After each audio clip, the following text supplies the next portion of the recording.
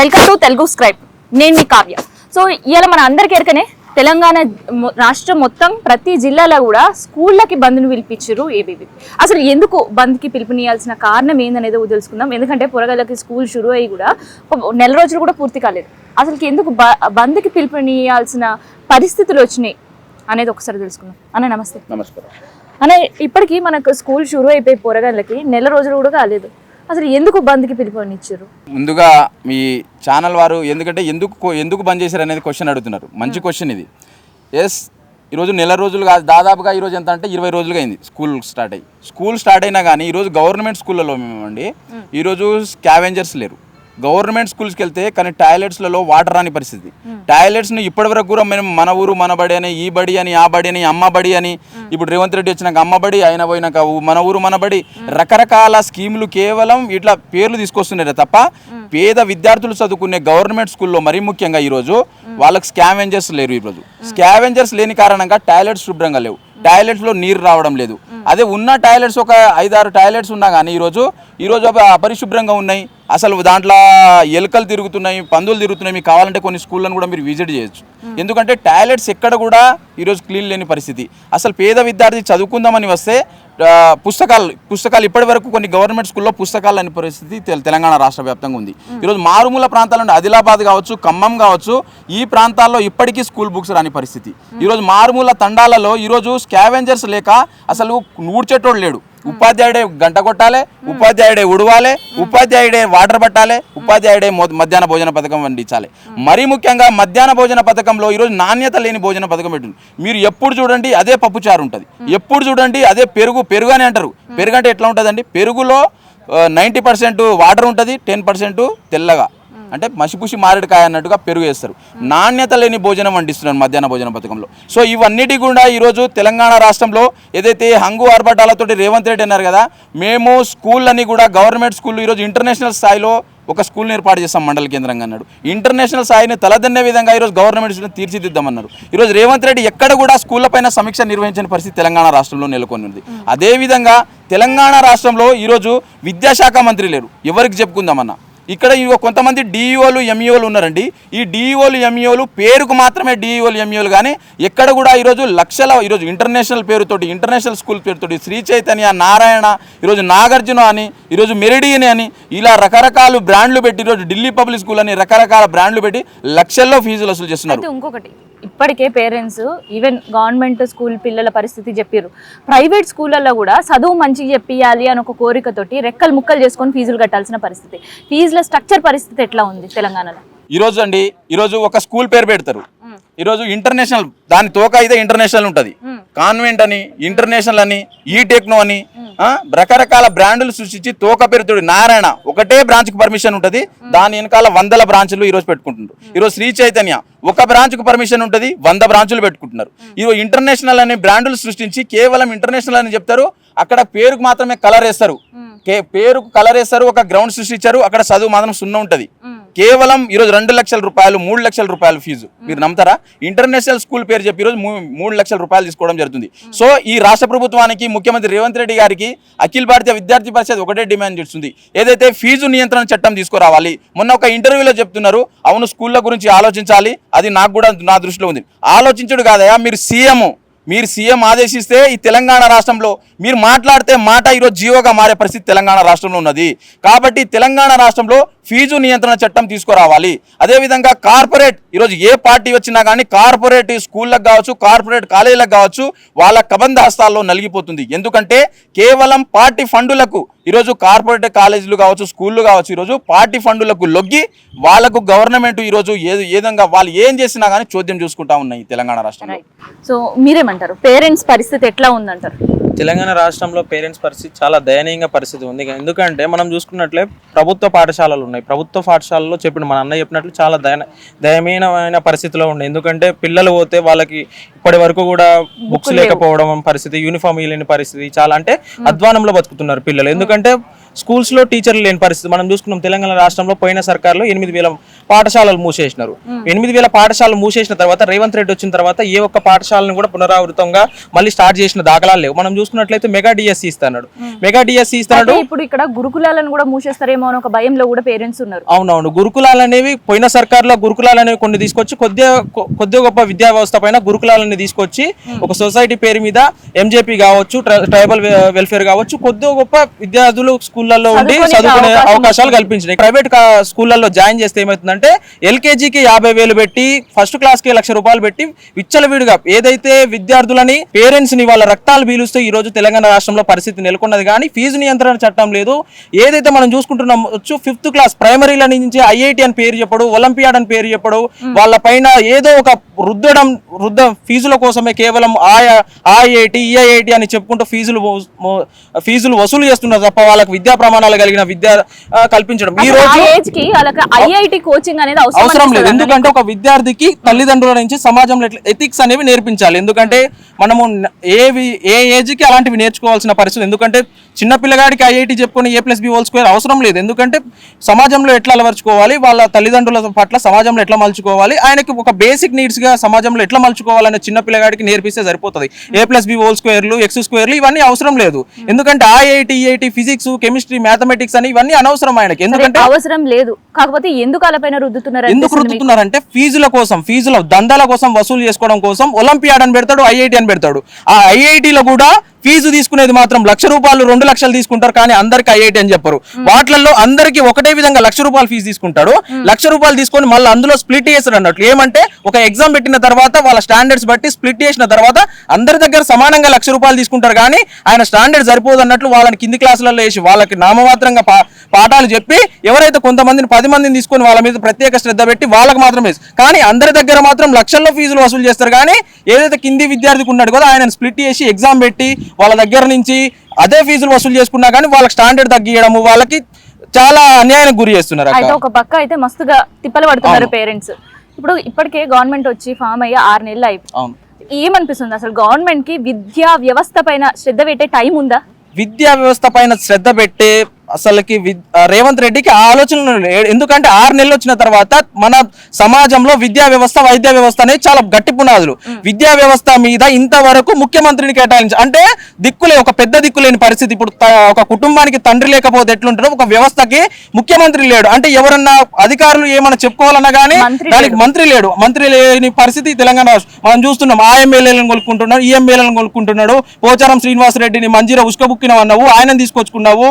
మళ్ళీ సంజయ్ని తీసుకొచ్చుకున్నావు, కడియం శ్రీగారిని తెచ్చుకున్నావు, అందరిని తెచ్చుకున్నావు. కొనుగోళ్ల మీద ఉన్నది నీకు విద్యా వ్యవస్థ మీద లేకపోయా కదా, వాళ్ళని తీసుకొచ్చుకుంటున్నావు. అంటే విద్యార్థుల జీవితాన్ని కూడా ఇలా దారుణంగా అంధకారంలోకి నెట్టేసిన పరిస్థితి. దిక్కుమాలిన రేవంత్ రెడ్డి ఏం చేస్తుందంటే ఇలా ఎమ్మెల్యేలను కొనుగోలులో ఉన్న శ్రద్ధ ఈ రోజుకి ఇప్పటికీ కూడా మినిస్టర్ని కేటాయించలేకపోయిన పరిస్థితి తెలంగాణ రాష్ట్రంలో చూసుకుంటే చాలా. అయితే ఇప్పటికే 8,000 బళ్ళు బంద్ చేసుకున్న పరిస్థితి. మరి ఇప్పుడు ఈ రాష్ట్రం వచ్చి 6 నెలలు అయింది.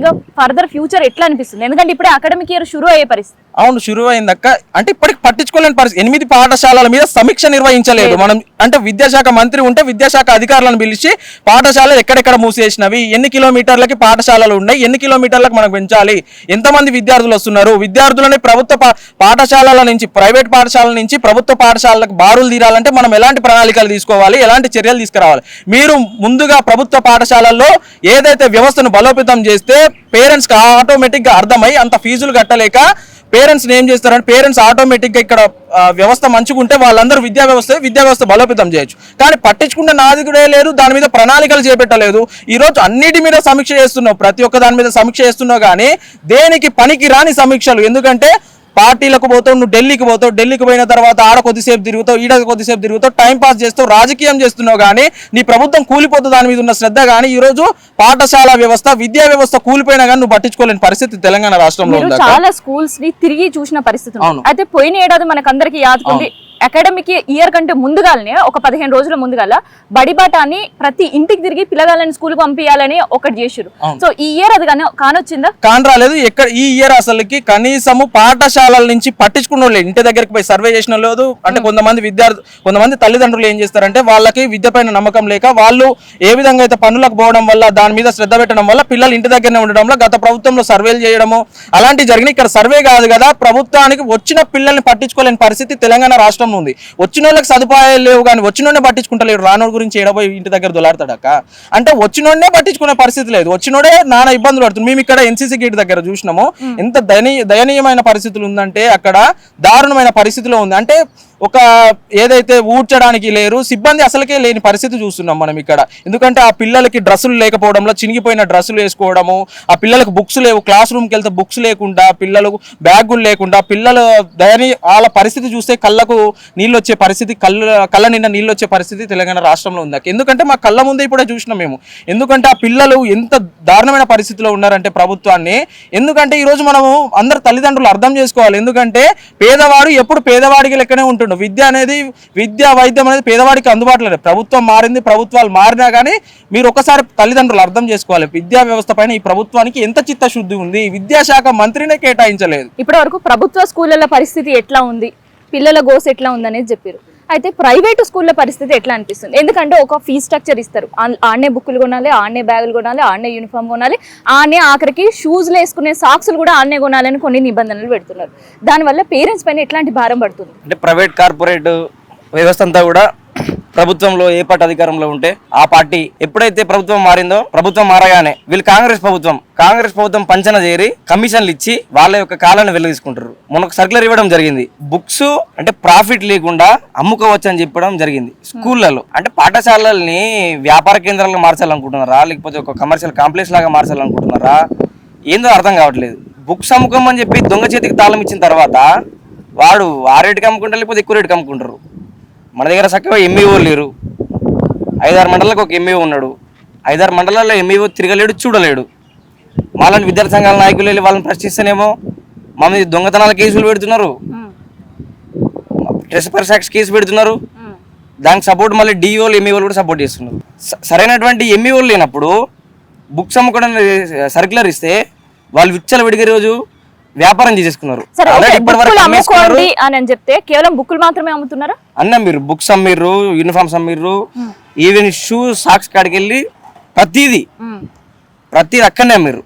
ఒకటి అదేంటంటే స్కూల్ కి ముందు ఒక మామూలుగా యూనిఫామ్ షాప్స్ ఉంటాయి కదా, ఆ షాప్స్ తలపించినాయి స్కూల్స్ అన్ని కూడా. అవును, రేవంత్ రెడ్డికి సిగ్గుండాలి. ఎందుకంటే మా ప్రభుత్వం వచ్చిన తర్వాత మొత్తం స్థితిగతులు మొత్తం మారుస్తాము, పేద విద్యార్థులందరికీ కూడా ఉన్నత విద్యను అందుబాటులో తీసుకొస్తామని చెప్పిండు. ప్రభుత్వం వచ్చింది, 6 నెలలు దాటింది, విద్యా సంవత్సరం కూడా మొదలు కాబోతుంది. ఇప్పటి వరకు 8,000 స్కూళ్ళ గురించి మాట్లాడింది లేదు, ఆ 4,000 ఉపాధ్యాయ స్కూళ్ళ గురించి రిక్రూట్మెంట్ గురించి మాట్లాడింది లేదు, ఆ మెగా డిఎస్సి పోయి తక్కువ పోస్టులకు నోటిఫికేషన్ ఇవ్వడం జరిగింది. అంటే గవర్నమెంట్ రాకని ముందు ఒకటి, గవర్నమెంట్ వచ్చిన తర్వాత ఒకటి. పక్కోటి చేస్తేనేమో వ్యభిచారం మనం చేసే సంసారం అట్లుంది రేవంత్ రెడ్డిది. చెప్పేటప్పుడు ప్రతిపక్షంలో ఉన్నప్పుడేమో అన్ని మార్చా అని చెప్పిండు, ఇక్కడికి వచ్చిన తర్వాతనేమో మళ్ళీ అదే ప్రైవేట్ కార్పొరేట్లతోటి కుమ్మక్కై, ఈయన ప్రతిపక్షంలో ఉన్నప్పుడు ప్రైవేట్ కార్పొరేట్ తోటి కుమ్మక్కైన కేసీఆర్ తిట్టిండు. ఈయన వచ్చిన తర్వాత మళ్ళీ అదే ప్రైవేట్ కార్పొరేట్లతోటి అండగాకుండా మంచి వాళ్ళతో కులుక్కుంటా ఈరోజు ప్రైవేట్ కార్పొరేట్లను పెంచి పోషిస్తూ ప్రైవేట్ కార్పొరేటు మాఫియా విషపు కూరలు తెలంగాణ సమాజం, తెలంగాణ తల్లిదండ్రులు అందరూ కూడా చిక్కుకున్నారు. ఆ డబ్బులు కట్టలేక లక్షలు అడ్మిషన్ టైంలోనే 50% అడ్మిషన్ టైంలో కట్టించుకుంటేనే అడ్మిషన్ ఇచ్చి క్లాస్ పంపేటువంటి పరిస్థితి రాష్ట్రంలో నెలకొంది. ఇంత జరుగుతున్నా కూడా విద్యా వ్యవస్థ, విద్యా అధికారులు కావచ్చు, డిఓలు కావచ్చు, ఎంఈఓలు కావచ్చు, స్కూల్ ఎడ్యుకేషన్ ఆఫీసర్లు కావచ్చు, ఆర్జీడీలు కావచ్చు, వీళ్ళందరూ కూడా ఫీల్డ్ తిరగకపోవడము, మంచిగా హాయిగా ఏసీలో కూర్చొని చేదు తీరుకుంటా ఎవరు ఎక్కడ పోతే మాకేంది, మాకైతే నెల జీతం వస్తుంది కదా అని చెప్పి ప్రశాంతంగా వాళ్ళు బతుకున్నారు తప్పితే వాళ్ళు చేసిందంటూ ఏం లేదు. ఇక్కడ నష్టపోయేది కేవలం తెలంగాణ సమాజము, ఈ తెలంగాణలో ఉన్నటువంటి పేద బడుగు బలిగిన వర్గాల తల్లిదండ్రులు మాత్రమే. వాళ్ళేమో ప్రైవేటు స్కూళ్ళలో చదివించలేక, ఇటు ప్రభుత్వ బడికి పంపించలేక, రెండింటి మధ్యలో సతమతం అవుతూ వాళ్ళ పిల్లల భవిష్యత్తుని ఊహించుకుంటూ రోజులు తరబడి బాధపడుతూ ఏడుస్తున్నటువంటి పరిస్థితి తెలంగాణ రాష్ట్రంలో ఉంది. రేవంత్ రెడ్డి గారికి చిత్తశుద్ధి ఉంటే, రేవంత్ రెడ్డి గారి కనుక సోయి ఉంటే, తెలంగాణ సమాజం పట్ల అభివృద్ధి చేయాలని చెప్పేసి ఒక చింతన ఉంటే అర్జెంట్గా విద్యాశాఖ మంత్రిని నియమించాలి. విద్యాశాఖ మంత్రి లేక ఈరోజు అధికారులందరూ తమ గోడుని ఎవరికి చెప్పుకోవాలో అర్థం కాక వాళ్ళ సతమతమైనటువంటి పరిస్థితి. ఈరోజు అఖిల భారతీయ విద్యార్థి పరిషత్ ఆధ్వర్యంలో రాష్ట్ర వ్యాప్తంగా సర్కారు పాఠశాలలు, ప్రైవేటు మొత్తం స్కూళ్ళ పాఠశాలల బంద్ పిలుపునడం జరిగింది. ఎందుకోసం అంటే ఈరోజు దాదాపుగా స్కూళ్ళు ప్రారంభమై 20 రోజులు గడుస్తున్నా కానీ ఇప్పటి వరకు సర్కారు పాఠశాలలో సర్కారు కళాశాలల్లో ఈరోజు పాఠ్య పుస్తకాలు కానీ స్కూల్ యూనిఫామ్లు కానీ మౌలిక వసతులు కానీ అదేవిధంగా ఈరోజు జ్ఞానమైన బోధించే ఉపాధ్యాయులు లేని పరిస్థితి ఈరోజు తెలంగాణ రాష్ట్రంలో ఉంది. అదేవిధంగా ఈరోజు కార్పొరేట్ మాఫియా చూసుకుంటే విద్యా హక్కు చట్టము అమలు చేస్తాం ఇంప్లిమెంటేషన్ చేస్తాం, దాన్ని జీవో రూపంలో ఇంప్లిమెంటేషన్ చేసి ప్రతి కార్పొరేట్ స్కూల్కు ఐసీఎస్కి సిబిఎస్కి ఎస్ఎస్సికి ఒక ఫీ స్ట్రక్చర్ నియమిస్తామని చెప్పి ప్రగల్భాలు పలికినటువంటి ప్రభుత్వం గతంలో ఉన్నటువంటి రేవంత్ రెడ్డి గారు ఇప్పుడు గవర్నమెంట్లోకి వచ్చినాక కూడా ఇంతవరకు విద్యను కూడా పట్టించుకోకుండా కేవలము కార్పొరేట్ మాఫియాకి కొమ్ము కాస్తుండు, వారి యొక్క మోచేతు నీళ్లు తాగుతుంది తప్ప ఈరోజు విద్య గురించి పట్టించుకునే పరిస్థితి. ఈరోజు రాష్ట్రానికే కాదు దేశానికి గుండెకాయ లాంటి విద్యా వ్యవస్థను కేవలం నిర్లక్ష్యం చేయడం అంటే ఈరోజు చాతకాని ప్రభుత్వమే కాంగ్రెస్ ప్రభుత్వం అని తెలియజేస్తున్నాం. ఇప్పటి వరకు పాఠశాలలో పుస్తకాలు కానీ స్కూల్ యూనిఫామ్స్ రాకుండా, అదేవిధంగా ఈరోజు జాయిన్ అయినటువంటి స్కూళ్ళు 50% స్కూల్ ఫీజు కట్టాలంటే కార్పొరేట్ స్కూళ్ళల్లో ఏ విధంగా పేరెంట్స్ కడతారు? ఒకసారి ఆత్మ పరిశీలన చేసుకోవాలి ఈ ప్రభుత్వం కూడా. మేము నాణ్యమైన భోజనం అందిస్తాము, నాణ్యమైన విద్య అందిస్తామని మాటలకు పరిమితం అవుతారు తప్ప ఈ ప్రభుత్వము విద్యార్థుల పక్షాన నిలవట్లేదు. విద్యార్థులకు నాణ్యమైన విద్య అందించే పరిస్థితుల్లో దీనికి అవగాహన రాహిత్యంతో ఈ ప్రభుత్వం మెదులుతుంది.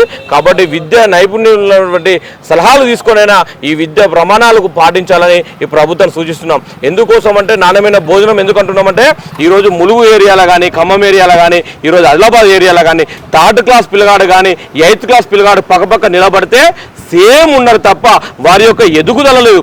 ప్రోటీన్స్ లేకపోవడం వల్ల వాళ్ళ ఎదుగుదల లేదు. ఈరోజు తండాలలో గ్రామాలలో అడవులలో జీవించే విద్యార్థుల పరిస్థితి ఏంది? వారి యొక్క చదువుకోవడానికి ఒక బుక్ పెన్ను కూడా పెన్సిల్ కూడా లేని పరిస్థితిలో ఈరోజు తెలంగాణ రాష్ట్రం ఉంది. విద్యార్థులు కానీ చదువుకున్న కేవలం గెస్ట్ ఫ్యాకల్టీ పార్ట్ టైం టీచర్లతో నడిపించడం వల్ల కేవలం నాణ్యమైన విద్య అందట్లేదని ఈరోజు భావించి ఈరోజు అన్ని ప్రభుత్వ పాఠశాలలు కానీ కార్పొరేట్ స్కూళ్ళు కూడా క్రిస్టియన్ మైనారిటీ కూడా ఈరోజు స్వచ్ఛందంగా ఈరోజు ప్రభుత్వం మీద వ్యతిరేకతతోటే ఈరోజు స్వచ్ఛందంగా బంద్ పిలుపునివ్వడం అనేది చాలా మంచి సూచకం.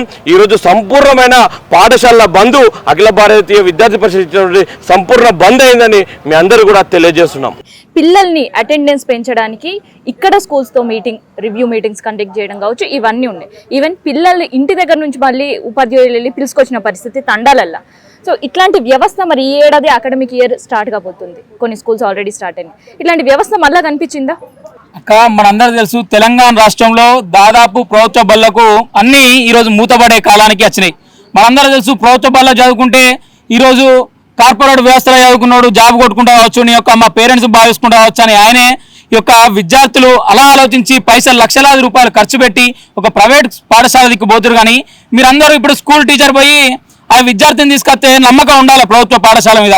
అయ్యో ప్రభుత్వ పాఠశాల చదువుకుంటే నేను ఒక ఉద్యోగం సాధిస్తా, అయ్యో ప్రభుత్వ పాఠశాల చదువుకుంటే ఆ ఉపాధ్యాయుడు మంచి చదువు చెప్తాడు, అయ్యో ప్రభుత్వ పాఠశాల చదువుకుంటే మంచి మౌలిక సదుపాయాలు కలిగిస్తారు, పాఠశాల చదువుకుంటే మధ్యాహ్నం భోజనం సరిగ్గా ఉంటుంది, ఆ యొక్క ప్రభుత్వ పాఠశాల చదువుకుంటే నాకు రేపు పొద్దున మంచి ఉపాధి దొరుకుతుందనే నమ్మకం విద్యార్థికి కలిగిస్తే ఈ యొక్క ప్రభుత్వం కావచ్చు, అక్కడ ఉన్న ప్రభుత్వ ఉపాధ్యాయులు కావచ్చు, ప్రభుత్వ వ్యవస్థ కావచ్చు, ప్రభుత్వ విద్యా వ్యవస్థ కావచ్చు కల్పిస్తే ఆ విద్యార్థికి నమ్మకం వచ్చి నీ యొక్క ప్రభుత్వ పాఠశాలలో చదువుకుంటానని నమ్మకం ఉంటుంది. ఏదో 2 రోజులు 3 రోజులు మన బాట అని ఒక్క ఆయన తెచ్చిండు, అమ్మ బాట అని ఒక్క ఆయన తెచ్చిండు, 2 రోజులు పోతాం 3 రోజులు పోతాం, ఏమున్నది నెలకు నాకు జీతం పడుతుందని ఆ టీచర్ ఆశిస్తాడు. ఈయన ఏమనుకుంటాడు, నాకేంది ఎట్లయితే నీ ఒక మండలానికి ఇంటర్నేషనల్ స్కూల్ పెడతాను ఈయన ఒక మాట ఇచ్చాడు, ఎప్పుడో రోజు పెడితే అయిపోద్ది, బడైతే ఇప్పుడు కంటిన్యూ చేద్దాం, ఆ పిల్లలు ఆ స్కూల్కి వెళ్తాను రారు, అలా జీతాలు వాళ్ళకి ఇస్తే అయిపోద్ది, తిండి పెడితేంది పెట్టబోతుంది, బుక్కులు ఇస్తేంది ఇవ్వబోతుంది, కార్పొరేట్ వ్యవస్థ ఉన్నది మనకు లక్షలాది కోట్ల రూపాయలు అక్కడికి కొట్టుకొని మనం మధ్య ప్రభుత్వం నడిపించుకుంటే ఎట్లుంటుందని ఆలోచిస్తుంది తప్ప ఏ ఒక్క రోజున తెలంగాణ రాష్ట్రంలో దాదాపు 12,756 గ్రామాలు ఉన్నాయి.